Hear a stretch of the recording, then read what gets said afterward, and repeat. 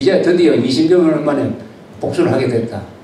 이 삼국통일의 시작이 신라가 살아남기 위해서 전쟁을 한 겁니다. 살아남기. 신라가 진흥왕 때 너무 이 영토가 팽창이 됐어요.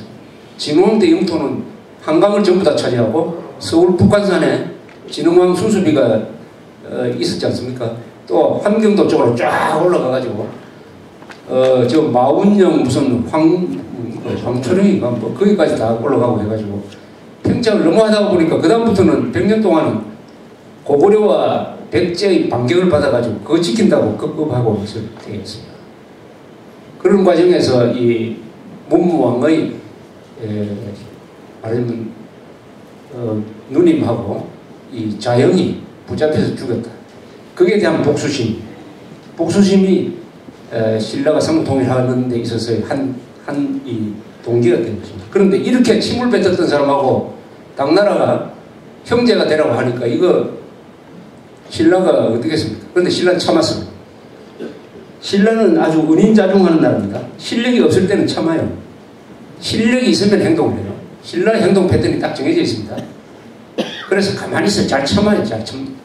그러니까 말이 앞서는 것이 아니라 실력을 기를 때까지는 쭉 참다가 실력이 있다, 찬스가 왔다가 하면은 정광석화처럼 행동하는 것이 신라의 행동. 그래서 또 참습니다. 그러다가 그 다음에 또 이 당나라 군대가 백제에 있으면서 먹을 거 없으니까 계속 신라에서 먹을 것을 대줍니다. 그리고 고구려를 칠 때는 또 군량미를 갖다 주는 역할을 합니다. 고대 전쟁에서 제일 중요한 게 뭐냐면 이 군량미 수송이에요. 군량미 수송. 군량미를 수송하려면 말이 필요하지 않습니까? 또 말 먹는 건 또 따로 있어야 돼요. 말은 사람보다 10배를 먹습니다. 10배. 그래서 이 수송 문제가 해결 안 되면은 이게 전쟁이 안 되는 거예요. 이 한반도에서 왜 고구려와 신라가 이겼느냐 하면은 당나라는 수송 거리가 길어지기 때문에 이게 한번 생각해 보십시오. 뭐 그때 자동차에 있었던 것도 아니고 저 장안에서 출발해가지고 한반도까지 오려면은 한 사람당 추로 한 대씩 가져와야 됩니까? 그러면 전쟁이 안 되죠. 그래서 이 수비하는 쪽이 상당히 유리하게 되어 있습니다. 우리가 저 장안으로 원정을 갔다고 하면 졌을 텐데 우리가 수비를 했기 때문에 이긴 것입니다. 그래서 이 군량미 대주는 역할을 김유신까지 나서가지고, 김유신은 그때 나이가 70 넘었는데 이 노장까지 나서가지고 당나라 군대가 평양을 칠 때는 그 군량미 수송한다고 또 이 피를 뽑고 이렇게 했습니다. 그러다가 드디어 668년에 최종 목표인 고구려를 멸망시켰어요. 이때부터 이제 신라가 준비를 하는 거죠.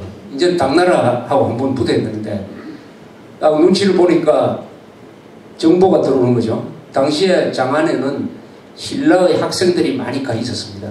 문무왕의 동생 김인문도 그 궁전에 파견된 사람이에요. 그러니까 그 사람이 신라한테 계속 정보를 보내주는 거예요. 정보가 들어왔는데 뭐냐, 676년에 지금의 티베트에서 반란이 일어났습니다. 토번이라는 세력이 일어나가지고 실크로드를 점령을 했어요. 이러니까 당나라가 그쪽으로 군사를 많이 보냈습니다. 한반도에 배치된 군사까지 굴러보냈어요. 이게 찬스다라고 생각한 거죠. 그래서 670년에 신라가 당한테 전쟁을 걸어서 당을 기습을 했어요. 670년에 당이 신라를 기습해요. 그래서 만주로 올라가서 만주까지 이렇게 치게 됩니다. 이게 이제 우리 대당 결전이라고 그러기도 하고 나당 전쟁이라고 그러죠. 이 전쟁 명칭이 학자들은 나당, 신라와 당이 싸웠다. 나당 전쟁. 우리 입장에서 보면은 대당 결전이다. 신라 입장에서 본 명칭이죠. 저는 대당 결전이란 말이 좋다고 생각합니다. 이게 결전이에요. 그동안 백제 고구려 친 거는 이거는 준결승전이고 진짜 결승전은 당나라하고 싸운 것입니다. 신라가 당나라하고 싸우지 않으면 어떻게 됐냐? 식민지가 돼버린 거예요. 그렇게 만들어버렸어요.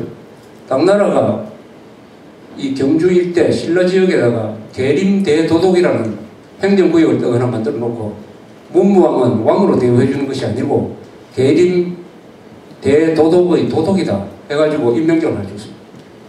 그럼 계림대도독 문무왕과 부여융은 웅진 도덕이니까 같은 동급이 되고요. 이게 다 식민지가 된 거죠. 여기서 참담 못한 신라가 기회를 딱 보다가 670년에 당나라가 서쪽에서 서역에서 분쟁이 일어났으니까 그쪽에 몰려있는 사이에 기습을 하기 시작했습니다. 그래서 본격적으로 전투가 시작이 되고 백제당으로 쳐들어가서 비로소 그때 신라가 백제를 차지하는 것입니다. 10년 만이죠.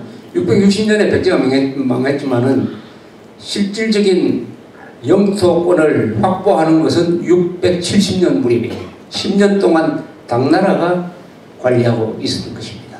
그래서 이제 일진일퇴를 합니다. 그런데 신라는 자기의 전략 목표를 확실하게 정했습니다. 우리가 쳐들어가서 당나라를 없애려고 전쟁하는 것이 아니고 한반도를 우리의 것으로 만들겠다. 그리고 이것은 근본적으로 약속이 되어 있었던 것이다. 648년에 김춘추가 장안에 가가지고 당태종과 만나서 약속을 했어요.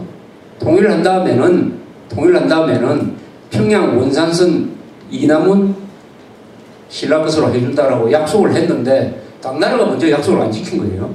그래서 약속 지켜라. 그러고 한반도만 주면 되겠다 하는 이런 전략 목표를 가지고 사업을 시작합니다. 그러다가 674년 지금 황해도 있는 데서 성문, 도르석자, 문문자 성문이라는 데서 이게 정면 대결을 해가지고 신라 군대가 완전히 깨져버렸습니다. 672년입니다. 서기 672년인데 성문이라는 데서 그때 당나라가 동원한 군대는 이 당군도 있었지만 그보다 더 주로 말갈 쪽, 거란 쪽, 이 북방 기만민족이에요. 이 기만민족들이 얼마나 잘 싸웁니까? 그래서 그 넓은 데서 황해도 넓은 데서 딱 정면으로 붙었더니 신라 군대가 완전히 거의 전멸하다시피 했습니다. 근데 이 전멸하는 과정에 대한 묘사를 보면은 재밌는 묘사가 있어요. 제일 처음에는 신라 군대가 이겼어요. 왜 이겼느냐? 장창 부대를 조직을 해가지고 장창 부대하고 싸웠더니 그 장창 부대가 이겼어요. 이기니까 다른 부대가 그 장창 부대가 이겨가지고 막 혼자서 상을 받을까봐 이게 질투심이 생겼는지 뭐 우리도 같이 이렇게 뭉쳐있지 말고 각각 부대를 나눠가지고 대결을 하자 해가지고 부대를 재편성하고 있는 틈에 공격을 받아가지고 완전히 거의 전멸하다시피 했습니다. 여기 보면 장창부대를 만들었다는 게 나옵니다. 장창부대라는 게 이게 왜 필요하느냐면은 기병하고 보병이 싸울 때 흔히 쓰는 방법이 동서고금 다 쓰는 방법이 긴 창을 가지고 긴 창을 요렇게 내세워 가지고 딱 쪼그리고 앉습니다. 그러면은 사람 벽이 생기는 거죠. 그것도 네모되는 이치를 짜요. 그리고 네 겹으로 앉습니다. 그래가지고 네 겹으로 딱 앉으면서 긴 창을 가지고 이렇게 딱 45도 각도로 이렇게 딱 꽂고 있으면은 말이 못 덤벼들어요. 말은 이 뾰족하고 번쩍번쩍하는 걸 보고 겁이 나서 그 못 덤벼들어요. 그러면은 어떻게 됩니까? 말이 막 달려오다가 그런 장창부대가 쪼그려 앉아 있으면은 그게 사람 벽처럼 보이고 또 뭡니까 가시가 꽂힌 것처럼 보이지 않습니까? 우물우물 하면은 그때부터 보병의 밥이 되는 거죠. 기병 전술은 어떻게 성공하느냐 하면 상당히 심리적인 겁니다. 기병들이 말을 타고 수천 명이 칼을 뽑아들고 달려오면은 그 기세에 압도돼 가지고 보통 보병은 그냥 따라잡혀요. 심리적인 건데 딱 이렇게 버티고 있으면은 이게 말이 의외로 약해요. 그래서 말이 뭐 놀란다든지 그 사이에 창을 들고 역습할 수도 있고. 나폴레옹이 워털루에서 진 이유가 있습니다. 바로 이게 비슷한 상황인데 나폴레옹이 워털루라고 해봤자 그 벨기에 근방에 큰 들판이거든요. 거기에 각각 한 7만 명씩 14만 군대가 딱 모여가지고 이제 밀집 대형으로 전투를 벌리는데 오후 4시쯤 되니까 이 나폴레옹 군인 중에서 네이라는 이 기병 전술을 잘 쓰는 사람이 보니까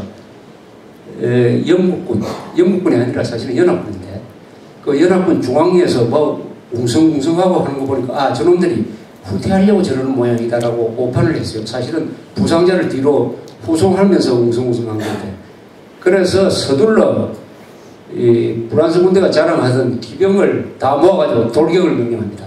그때 한 9,000명이 돼요. 9,000명. 9,000명이 말을 타고 칼을 뽑고 지축을 흔들면서 진격을 하니까 얼마나 무섭겠습니까? 근데 왜